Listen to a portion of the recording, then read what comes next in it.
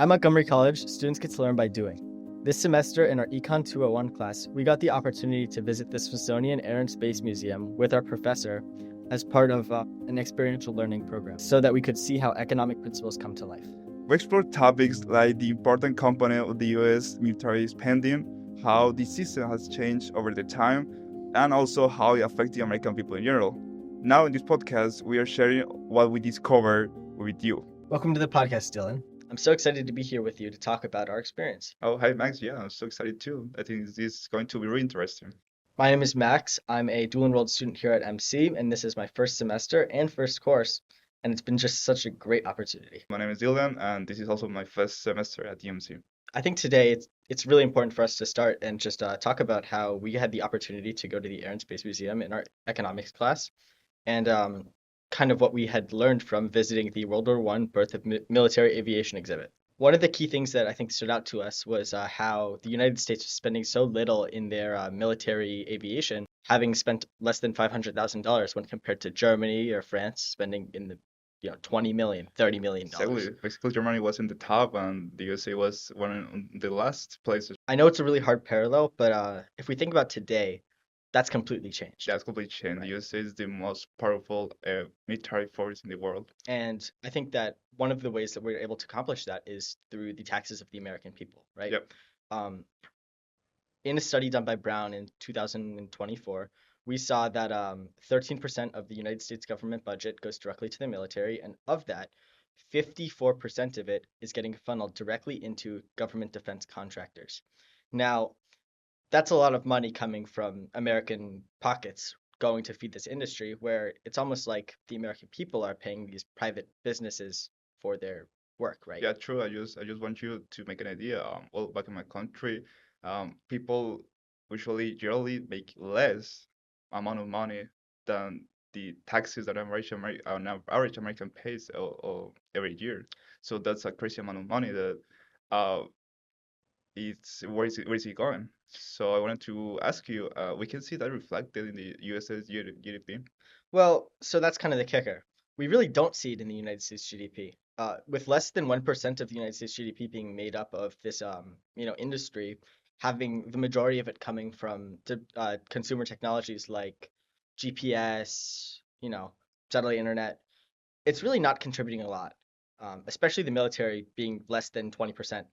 So, I think that maybe we could get a better understanding of this if we think about a time period where maybe we were spending more on this industry to get to where we are today, because the development of the infrastructure I feel like is so important. Let's just rewind a little bit. Let's think about what the United States went through during the Cold War.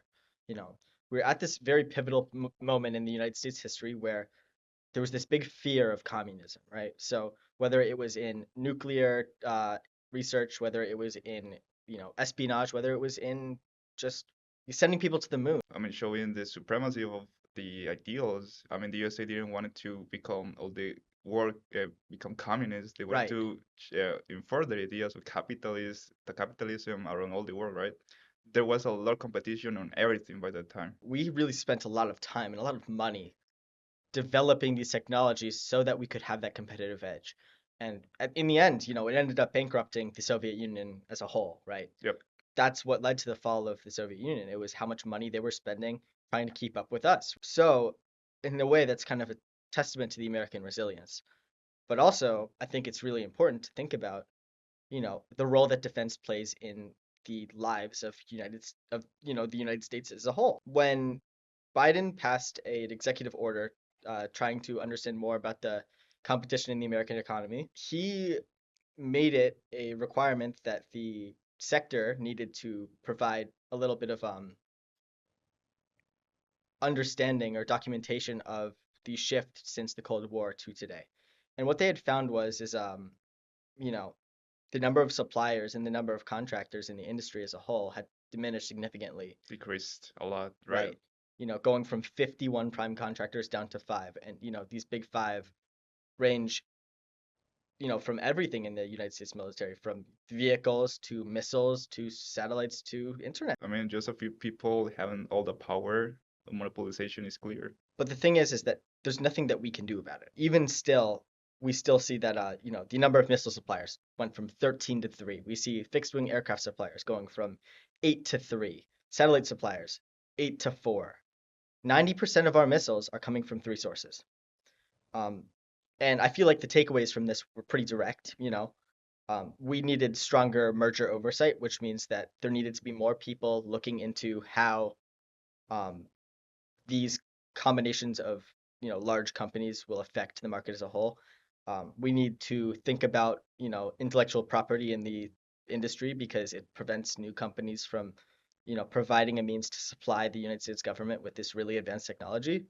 And we also need to think about how we can introduce new opportunities for small businesses so that if we have any major conflict, there's enough flexibility in the supply chain for technology to be produced at the level that the United States military wants it at. And you can also see that this is complete fault of the lack of competition nowadays, right? Absolutely. Nowadays, the USA has become more comfortable. They think, I mean, they are the most powerful army in the world, right? Yeah. Yeah. What do you think is a problem that the USA now is comfortable? Well, They have so few contractors. I think it's a problem because, with spending 6% of the money that they receive in taxes directly to private industry like this, going to 5 to 6 companies, that's like it's just doing a disservice to the American people because with more competition, there's increased innovation and there's lowered costs for production because they need to stay competitive with the market as a whole. Since there's no competition, that means that processes that would be significantly cheaper to the government or significantly cheaper really to the taxpayer are costing significantly more because they have the oligopoly. They're the only people, Allowed to create, to exactly, make. right. So if we again go back to the Cold War and compare it, um, we were able to do so much more with the money that we were contributing to this industry. And I think that today we would be so much better off if we returned back to having increased competition in the industry as a whole. I wanted to ask you, the objective you say about the time with the space program on all the spending was to beat the Russians, but now there's no Russians to be beaten, right? So I wanted to ask you how that has changed the focus of the USA. While today we don't focus as much on competing with the opposing ideologies as what we used to do. Right now we're focused more on how can the United States form a footprint in the industry of tomorrow. So we're thinking about how, you know, as a luxury commodity, how can we make space travel? How can we make this industry of even stuff like going to Mars, going to the moon? How can we capitalize on it, right? Because thinking about problems for tomorrow is how we succeed today. I mean, they're more focused on making the space travel a product, right? Right, Because as with so many inventions from the Cold War, they were first military technology, right. radars, GPS, Wi-Fi, all that was first for militaries use. But nowadays you can see that are services, products that everyone use Like and the everyone internet. knows to use, like the internet, exactly. So yeah, they want to make space travel a part of the tourism economy, right?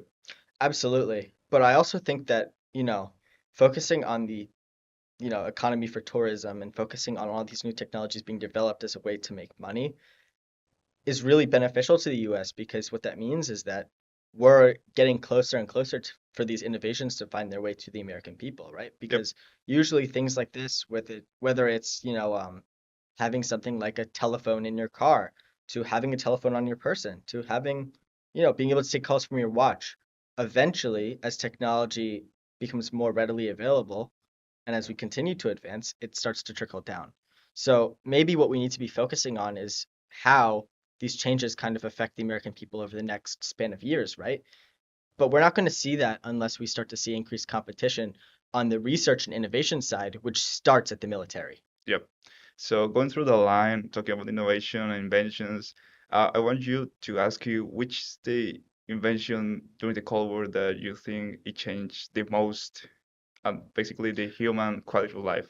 When we were looking at all of the products involved in the space industry as we, advance more towards you know, the end of the Cold War, I think the one that really stands out to me the most is satellites. Whether it was, used for GPS or used for communications or used for television, today with satellites we're able to accomplish so much more, right? Yeah, true. For example, you mentioned the GPS, and it's totally right. Someone with access to a phone, access to Wi-Fi will never get lost. This GPS invention also make companies such as Uber, DoorDash, on every delivery company well, basically exists, right? And that has become a new opportunity to more people to get employed. Uh, Right. has raised also the has increased the rate of unemployment in the countries because new jobs has basically become from nothing, like Right. from a simple invention. Even whole industries, all computer science, AI, it's all reliant right now on technology like the internet, which just simply didn't exist without GPS or without satellites as a whole. But I think it's also really important to focus on how much we've developed the technology since its, incitement in the industry, since it was created. Today we're able to have so many people connected to these satellites at a given time where you go back to the 1990s and I mean just the data speeds, in general just so much slower, right? Yeah. So I think that what we need to start thinking about is if we've come so far right now since then, what does the future look like for us? How much are we going to move forward in technology, and how will that affect the infrastructure that we currently have today? So yeah, we already talked about well how good the satellites are for the humanity right now, right? Right. But there's also an important part we can talk about, and it's not really good. Well, you know that since the first satellite was created, if a satellite stopped working, no one's gonna retrieve it, right? Right, Everyone because is gonna leave it upstairs they'd rather spend more money putting a new satellite up than spending money taking the old one down. because probably it's even more expensive, right? 100%. And no one want to lose money on something that actually is not their problem. Right, because who do they care if, it's sitting in space? There's nobody going to space saying, take it down, There's not right? space police or something. Exactly. It's Almost international land. No country, no no country, company. They're not, no no, regulations basically. right. There's no one stopping them from leaving their junk up there. Exactly. But then I want you to think, let's say Colombia or any South America country wants to create their own space company. Do you think that countries like this with such a low budget are actually motivated to send something to space that costs them millions of billion dollars to only be in a gamble that if it Right. works, okay, but maybe it works, but maybe then tomorrow is gonna be crushed for one of these debris floating around the orbit.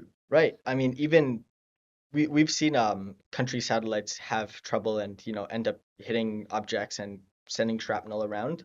And these things are traveling at such a speed where if it was to impact any one of the satellites in space, it could cause direct infrastructural damage to, millions of people.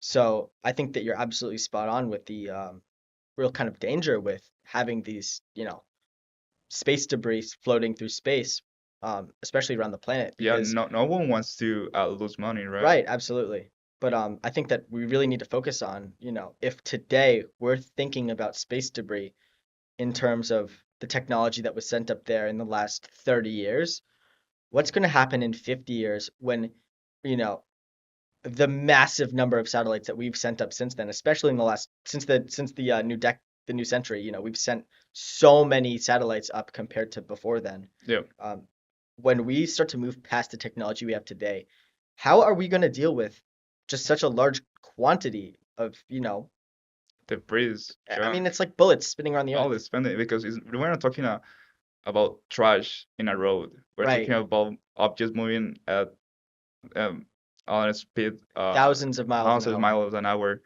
And I think also this is really unfair in some cases because I mean you already talked that the uh, the economy of the tomorrow, I think, probably is focused on the space exploration, Right. the space management, right? So many countries are also losing the opportunity of trying to make it a spot for themselves in this economy, in this business, because as I told you, they are really small. They can afford losing a satellite. They Right. They don't have billions of dollars to $1 billion play to spend. around with in innovation just for it to not work because they hit something in space. Yeah, exactly. So can you imagine a monopolization for part of the big countries on this space? Right. That would be really unfair, and it won't be good for no one Right. actually. It prevents countries from growing From into the new, this new opportunity, this new market, right? exactly. So maybe what we need to start thinking about is how can the largest countries today, the ones that really have an impact on this industry, how can they come together to find a solution that will help everybody, not just put more satellites in space? Because if we want people like our children, or we want people, future generations to be able to even access, you know, planets or, other celestial bodies past just our local orbit, we need to have a means to get through the debris that's going to accumulate in our, low Earth orbit. Well, countries can start trying to basically regulate how much debris they're sending to the space in Right. comparison to the satellites that they're sending. They can also focus on more making renewable satellites, right? So Absolutely. they also have a motivation to retrieve them. They're Right. not junk. They can actually make a profit of it. They And they can have a lot of materials in them. a lot of materials, and that will be make cheaper the cost of making satellites. So everyone will be benefited from that. Right. But on that note, though, I think that it's also important to think about how by having this, kind of accumulation of knowledge together, trying to focus on one problem for sustainability, we're going to find new technologies that will improve the industry as a whole. You know, trying to focus on specific missions to space, for the goal of, putting another satellite up there, deploying another, data collection unit, Collection whatever it is. satellite in Mars or satellite it, in it makes it more broad. Max It Broad, allows exactly. these experts to focus on how can we improve this process of just getting the thing up there, getting it down. How can we make it better, right? Exactly. Like the ISS, these countries came together with one goal. Let's make a base in space. Let's put people in space so that we now can ensure that humanity knows what's happening to the planet, so that we can learn more about what's happening outside of our atmosphere. I think that today, what could be really, really beneficial is if we do something similar with, the kind of, green side of these. Exactly, because you mentioned that the space is the future economy, right? But also the Right. future economy is being renewable in all that we can. If we can reutilize a material from everything, it's gonna be good for everyone because it's gonna make the cost cheaper.